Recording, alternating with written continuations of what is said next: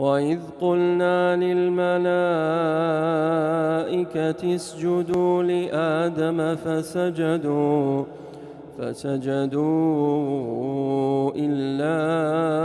إبليس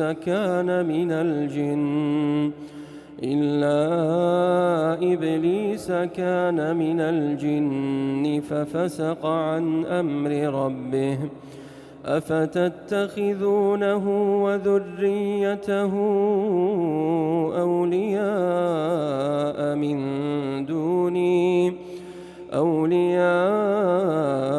من دوني وهم لكم عدو بئس للظالمين بدلا ما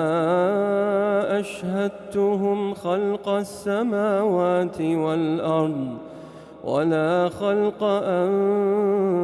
أنفسهم وما كنت متخذ المضلين عضدا. الله